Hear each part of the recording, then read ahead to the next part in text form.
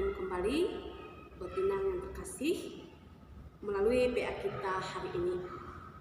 Tidak terasa kita telah memasuki minggu ketiga bulan Juli 2020. Saya yakin melalui kesetiaan kita di dalam persekutuan dan mendengarkan firman Tuhan, kita semakin dikuatkan dalam menjalani setiap rintangan yang kita hadapi dalam hidup ini. Mari Inang, sebelum kita mendengarkan firman Tuhan, mari kita bersatu di dalam doa. Bapa yang baik, kami bersyukur atas kasih-Mu.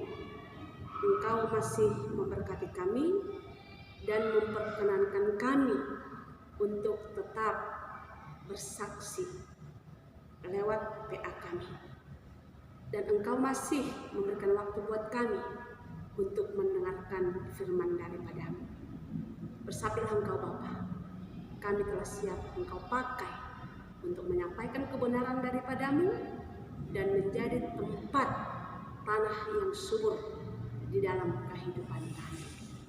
Amin. Mari Inang, kita buka Alkitab kita melalui Injil Lukas pasal 8 ayat pertama sampai ayat ketiga. Demikian firman Tuhan. Perempuan-perempuan yang melayani Yesus. Tidak lama sesudah itu, Yesus berjalan berkeliling dari kota ke kota dan dari desa ke desa, memberitakan Injil Kerajaan Allah. Kedua-belas muridnya bersama-sama dengan Dia. Dan juga beberapa orang perempuan yang telah disembuhkan dari roh-roh jahat atau berbagai penyakit, yaitu Maria yang disebut Magdalena, yang telah dibebaskan dari 7 roh jahat, Yohana istri Kusa, bendahara Herodes, Susana, dan banyak perempuan lain. Perempuan-perempuan ini melayani rombongan itu dengan kekayaan mereka. Demikian firman Tuhan. Inang yang terkasih dalam nama Yesus, tema kita dalam PA Inang hari ini yang menyatakan kaum perempuan yang melayani dengan kekayaan. Kalau kita mengikuti kisah perjalanan pelayanan Tuhan Yesus di dalam memberitakan tentang Injil Kerajaan Allah di dunia ini, selalu diberitahukan bahwa Yesus selalu bersama dengan ke-12 muridnya. Jarang sekali diberitahukan ada murid perempuan. Ternyata pada teks PA kita hari ini diberitahukan bahwa dalam pelayanan Tuhan Yesus bukan hanya bersama dengan ke-12 muridnya, tetapi ternyata ada juga perempuan atau dabur, semalu makatan susian dabur narup pakon Yesus bani horja bagi Damian. Disebutkan diantaranya dalam teks kita adalah Maria. Maria yang disebut Magdalena. Siapa Maria Magdalena? Bukanlah ibu Yesus, tapi Maria yang telah dibebaskan dari 7 roh jahat. Dan yang kedua, Yohana.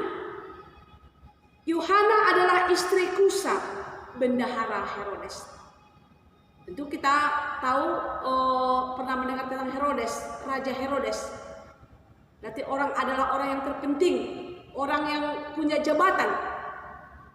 Tetapi dia siap menjadi murid Tuhan Yesus. Dan yang ketiga adalah Susana. Dan disebutkan lagi dalam teks kita, dengan banyak perempuan lain, buei ope daburu nalegan. Berarti tidak terhitung berapa angka perempuan yang menjadi murid Tuhan Yesus.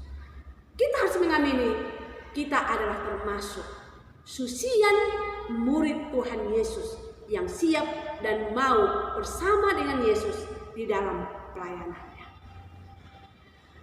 Dalam pelayanan Tuhan Yesus, kalau kita lihat tadinya, Maria Magdalena, Yohana, Susana, ternyata bermacam-macam profesi, bermacam-macam dari sisi kehidupan. Ada yang baru sembuhkan dari penyakit, berarti boleh kita bayangkan bahwa dia benar-benar mengucap syukur atas kebaikan Tuhan. Dan bagaimanapun yang menjadi profesi dan kehidupan, itu tidak menjadi suatu persoalan, suatu dasar, atau yang menjadi suatu penilaian untuk menjadi pelayan yang melayani di dalam kehidupan kita. Mari, inang yang terkasih dalam Yesus, dalam kehidupan kita sebagai inang, tentu melalui teks kita pada hari ini, bagaimanakah sepatutnya kita bersikap ketika kita melihat perempuan yang mau ikut dalam pelayanan Tuhan Yesus? Bagaimanakah sepatutnya kita bersikap? Dalam hal ini perlu kita menyadari melalui topik dalam tema wanita hari ini, kaum perempuan yang melayani dengan kekayaan. Apa? Bagaimana sikap kita melayani dengan kekayaan? Dalam hal ini perlu kita menyadari, yang pertama sekali perlu kita tahu dan merenung dalam kehidupan ini. Apa itu kekayaan? Secara umum pasti kita mengatakan bahwa kekayaan itu adalah uang, materi, yang kita peroleh, yang kita ukur dengan besarnya pendapatan.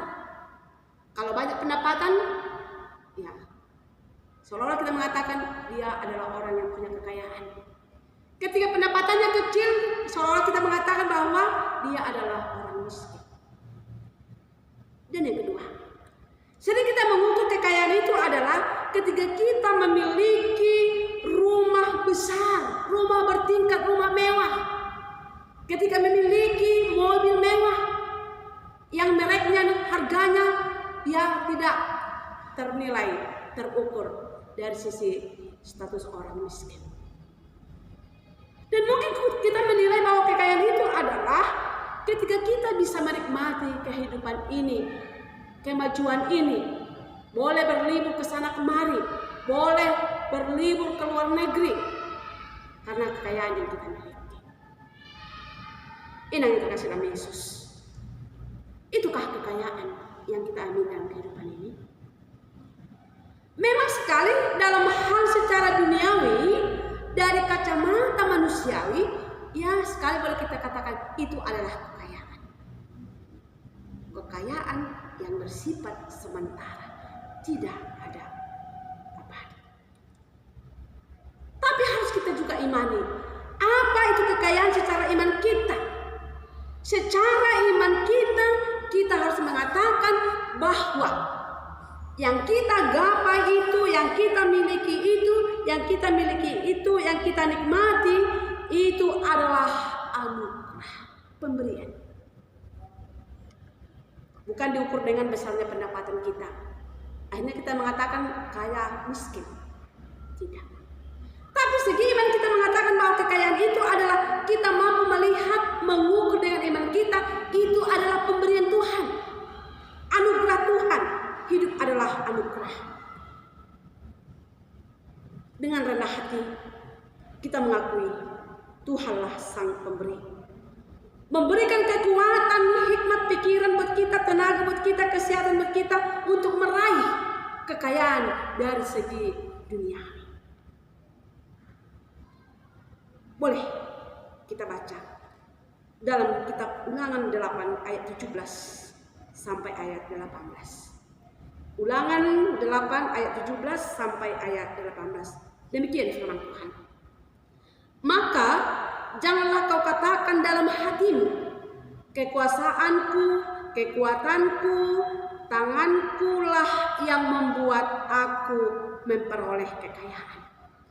Tetapi haruslah engkau ingat kepada Tuhan, sebab Dialah yang memberikan kepadamu kekuatan untuk memperoleh kekayaan, dengan maksud meneguhkan perjanjian yang diikrarkannya dengan sumpah kepada nenek moyangmu seperti sekarang ini. Jadi kekuatan tidak terandalkan supaya kita memiliki kekayaan, tapi itu adalah pemberian Tuhan. Oleh karena itu, dari segi iman kita mengatakan kekayaan itu adalah pemberian Tuhan, maka apa yang menjadi tanggung jawab kita? Inilah yang mau diminta melalui tema dan tujuan Inang hari ini. Yang menjadi tanggung jawab kita adalah melayani. Melayani dengan kekayaan. Bagaimana cara kita melayani dengan kekayaan? Salah satu untuk merealisasikan melayani dengan kekayaan adalah dari tujuan wanita hari ini menyatakan supaya kaum perempuan dapat saling menolong, yang kaya menolong yang miskin, yang kuat menolong yang lemah. Inilah tujuan teks kita hari ini. Inilah cara kita merealisasikan cara melayani dengan kekayaan. Inang, kalau kita lihat fakta dalam kehidupan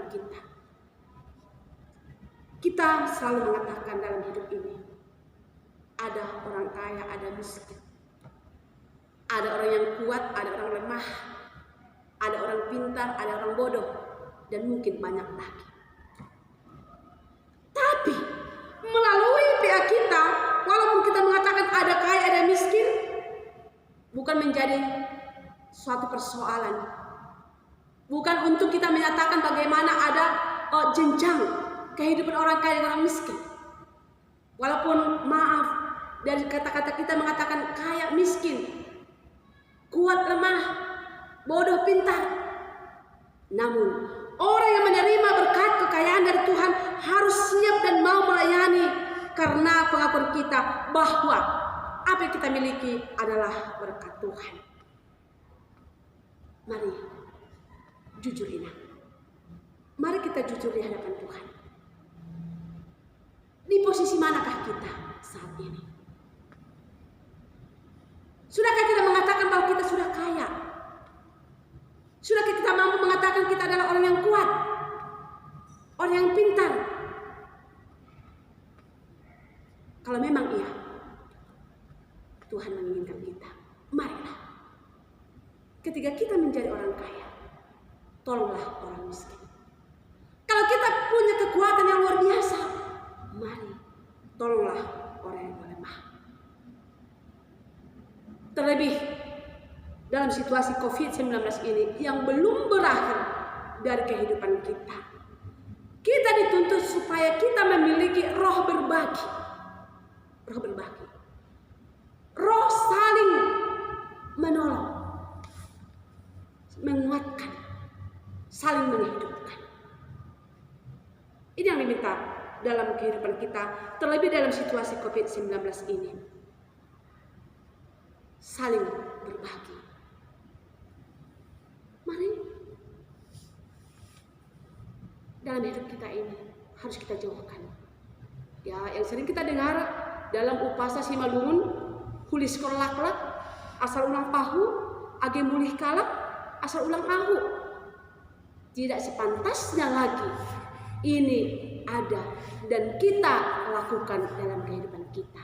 Namun yang pantas kita lakukan adalah kita harus sama-sama hidup, sama-sama menikmati kehidupan ini dengan berkat-berkat dari Tuhan. Oleh karena itu, Inang terkasih, mungkin kita imani apa yang pernah difirmankan Tuhan dalam Alkitab kita. Apa yang kita perbuat terhadap orang kecil, hina dina, yatim piatu, miskin, janda, itu adalah sama-sama terhadap Tuhan sendiri. Oleh karena itu, layanilah Tuhan dengan kekayaan yang kita miliki. Layanilah sesama kita dengan apa yang kita miliki. Oleh karena itu, itulah suatu komitmen bagi kita. Mari kita sama-sama mengaku dengan nyanyian yang pernah kita dengarkan.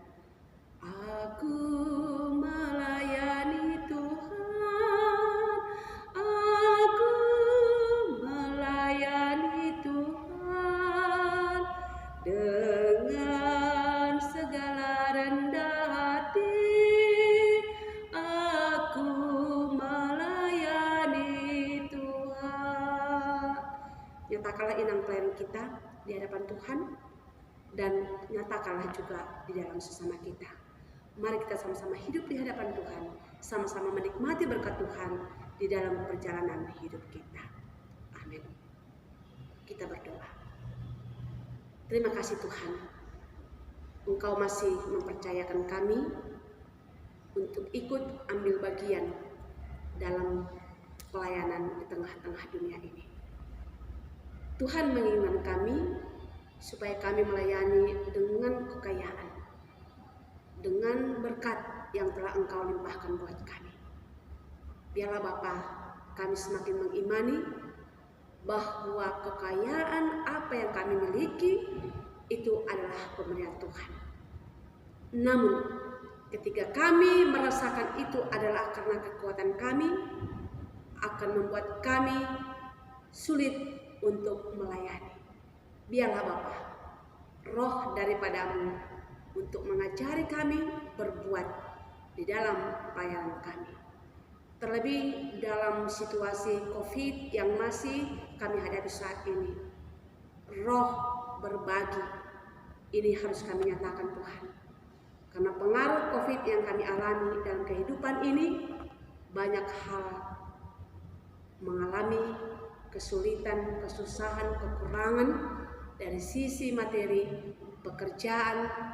Biarlah Tuhan, ketika roh-Mu ada di dalam hati kami mau siap Engkau pakai melayani Tuhan terhadap sesama kami. Terima kasih Bapa. Kami berdoa buat setiap kehidupan wanita, anak-anak kami, keluarga kami. Biarlah di masa-masa COVID ini kami tetap siap untuk menghadapi melalui kuasa daripada-Mu. Anak-anak kami tetap mampu Tuhan menjalani kehidupan mereka dalam meneruskan pembelajaran mereka di dalam penuh sukacita. Dan pekerjaan kami Tuhan, kami serahkan kepada-Mu. Biarlah Engkau memberkati hingga kami memperoleh sukacita melalui pekerjaan kami. Biarlah Tuhan hidup kami tidak pernah terlepas dari kuasa-Mu. Tuhan tolong kami Bapa, dan kelemahan kami, dengan ketidakberdayaan kami, Tuhan selalu menyempurnakan kami. Di dalam nama anak-Mu, Yesus Tuhan, kami berdoa, mengucap syukur. Amin.